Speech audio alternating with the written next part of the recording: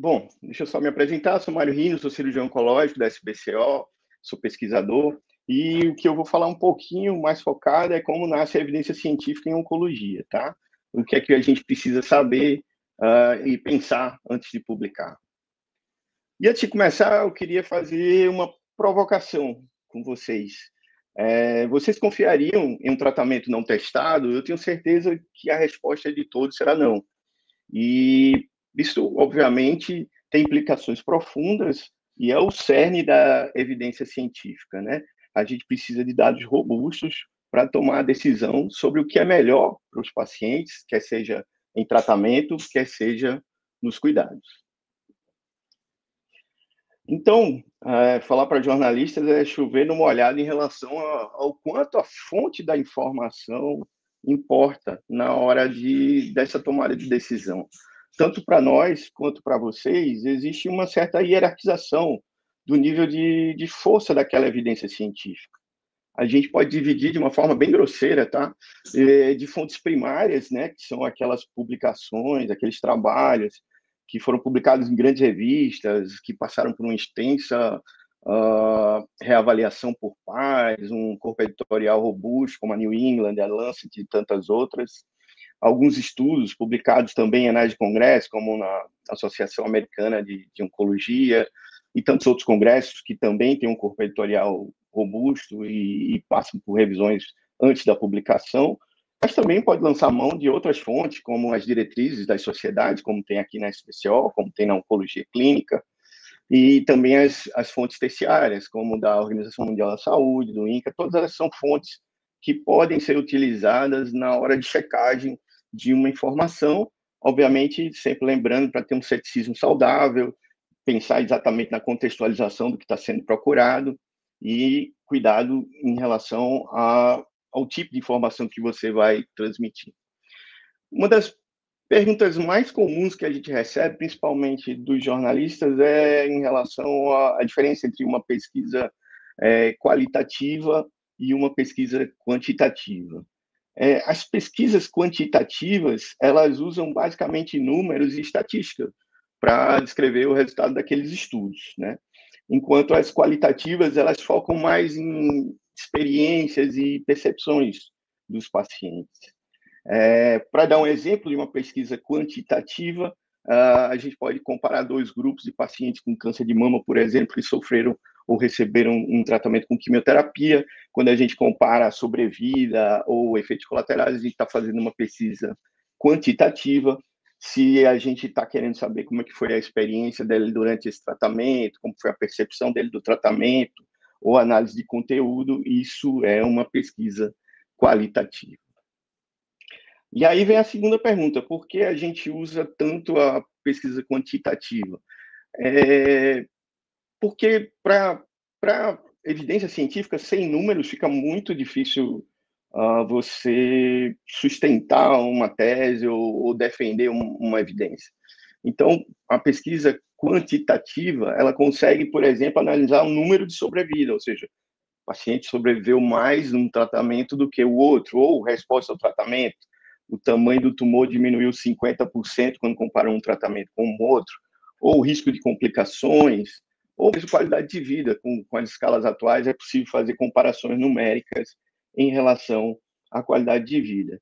Dito isso, é importante lembrar que isso não tira o mérito das pesquisas qualitativas. Elas também são importantes, elas também são complementares, e gira em torno de 20% das pesquisas em oncologia, mas elas se complementam, não é uma coisa superior à outra, é uma coisa se complementando à outra. Em relação a como nasce uma pergunta na ciência, é muito parecido com como nasce uma boa pergunta jornalística, né? Passa necessariamente por uma curiosidade, uma dúvida na prática, e essa dúvida pode ser, como foi dito aqui agora há pouco, será que a cirurgia robótica é melhor? Será que ela reduz complicações quando comparada à cirurgia aberta? Será que um medicamento X é melhor do que o Y para um tratamento específico?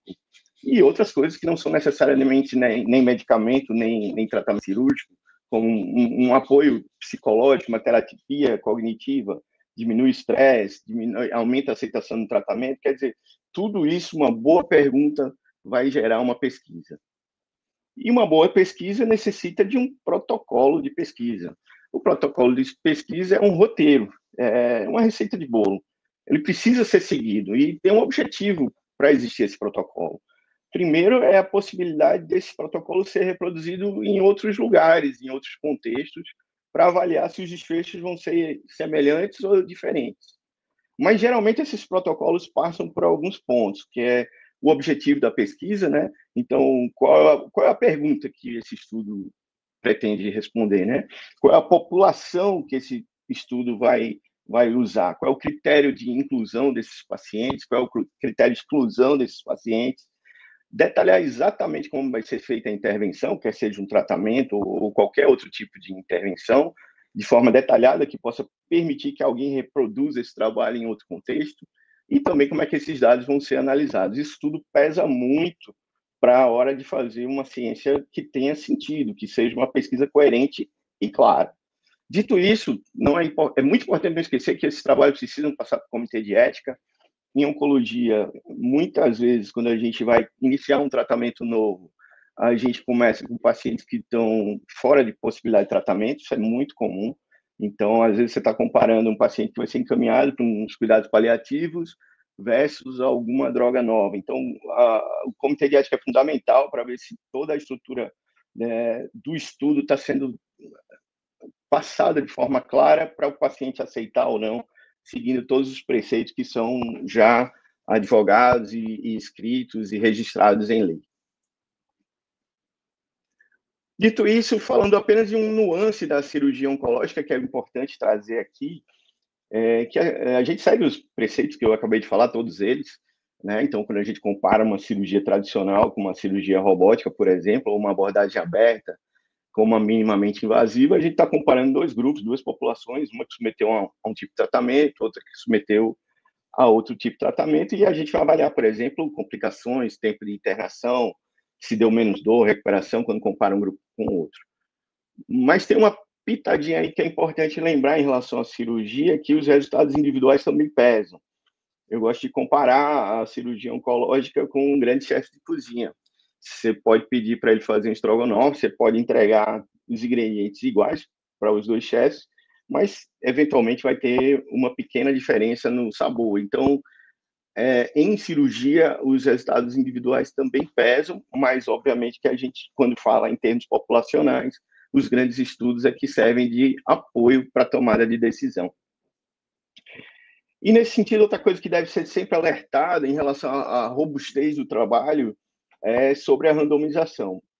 A randomização é algo muito importante, especialmente quando a gente fala em uma intervenção nova, uma cirurgia nova ou algo que está sendo feito de forma diferente. A ideia da randomização é levar a uma justiça científica, ou seja, aquelas duas populações elas vão ter a mesma oportunidade de ser ou não ser submetidas a um tratamento novo, por exemplo. E a randomização, na maioria das vezes, funciona por sorteio, ela evita o viés da seleção, ou seja, se eu sou o pesquisador e acredito que o tratamento no grupo A vai ser melhor do que o tratamento no grupo B, eu posso colocar mais pacientes no grupo A com menos doença ou com uma performance melhor. Isso vai influenciar diretamente o resultado. Daí a necessidade de randomização e por que os estudos com randomização têm mais força, mais evidência científica. E aí, nesse sentido, eu não vou detalhar os tipos de estudos, né? A pirâmide de evidência científica, mas só lembrando que a gente parte de evidências mais robustas, né? Que são os ensaios clínicos randomizados, ou seja, aqueles que você separa as populações, tenta mais ou menos homogeneizar as populações e tornar o único fator de diferença entre elas aquela intervenção que você está fazendo, aquele tratamento novo. Isso também é válido para as revisões sistemáticas, quando você tenta juntar vários estudos que tenham um perfil mais ou menos parecido, ou as meta-análises, que você busca dentro de cada estudo populações em que a gente vai conseguir fazer uma análise comparativa e essa evidência vai diminuindo até a opinião dos experts, que é a menor evidência científica. Ela é apenas uma sugestão, mas com muito pouca base para a tomada de decisão em termos de um tratamento novo ou em bases populacionais. Não vou me alongar aqui nas questões da oncologia, mas eu queria só lembrar que vocês vão ouvir muito isso das fases dos estudos clínicos, principalmente em relação a tratamentos novos de quimioterapia, imunoterapia, terapia molecular-alvo. Então, esses estudos, eles têm fases, né? A fase 1, que ele vai avaliar basicamente a segurança e a dose ideal, a fase 2, que ele vai avaliar a eficácia inicial, e os estudos de fase 3, aí sim, com comparação com grandes populações, e essa comparação desses tratamentos novos, comparando o tratamento novo com o tratamento padrão. Isso é muito interessante, porque muitas vezes vocês vão receber a informação de que há uma imunoterapia nova, está apresentando resultados fantásticos, mas isso é baseado num estudo de fase 2, ou seja, ainda precisa de um tempo para poder ter a maturação dos dados, ter uma população maior para poder ser publicada sobre exatamente o quão promissor aquele tratamento novo é. Tá? Um dado que eu precisaria trazer é que a gente tende, em oncologia, a focar muito nas pesquisas de tratamento, de sobrevida, de efeito colateral, mas as pesquisas multiprofissionais em oncologia são muito importantes, tá? Tanto no sentido de bem-estar, né, durante o tratamento, reabilitação, suporte, e tantas outras coisas que essas pesquisas são muito boas, elas mudam a qualidade de vida dos pacientes, muitas vezes, e, em alguma medida, elas são relegadas em detrimento dos tratamentos mais oncológicos específicos. Então, como mensagem, eu queria dizer que a comunicação científica, a má comunicação científica, ela é muito prejudicial, é bastante prejudicial. Então, a gente precisa fazer uma grande reflexão quando a gente vai fazer uma publicação que vai atingir milhões de pessoas, né? Posso dar o um exemplo aqui para vocês, que a pílula do câncer, a famigerada fosfoetalonamida, ela vem em discussão desde a década de 80 e até hoje as pessoas ficam pedindo a prescrição desse remédio sem nenhuma base, sem nenhuma evidência científica. Recentemente ainda existem publicações sobre esse tema e muita gente deixou de fazer tratamentos específicos por causa disso. Então, temos uma responsabilidade grande e perigo, inclusive, de desacreditar a ciência, né?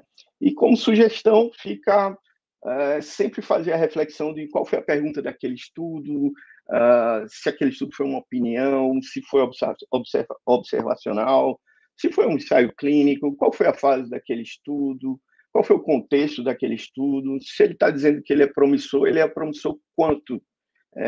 Deu diferença de sobrevida, mas essa diferença foi de uma semana, de um mês, ele reduziu quanto, qual foi o percentual do tumor? Às vezes um esmiuçamento maior vai levar a um dado mais concreto e uma realidade maior em relação àquele achado científico. Tá? E dizer e agradecer pela presença de vocês, o fato de estar vocês aqui é muito empolgante, né? Porque a gente acredita demais no bom jornalismo, especialmente nesse momento histórico que estamos passando, porque vocês são a fonte de tradução entre a academia e a população geral, então vocês conseguem traduzir essas evidências à base da verdade, que é um compromisso que o jornalista tem, no combate a fake news, né, na informação com responsabilidade, como a gente pode dar inúmeros exemplos, como no combate ao tabagismo, né, as campanhas de rastreamento de câncer de colo uterino de mama, eu poderia dar inúmeros exemplos de o quanto os jornalistas são importantes nessa parceria e obrigado por fazerem parte dessa missão.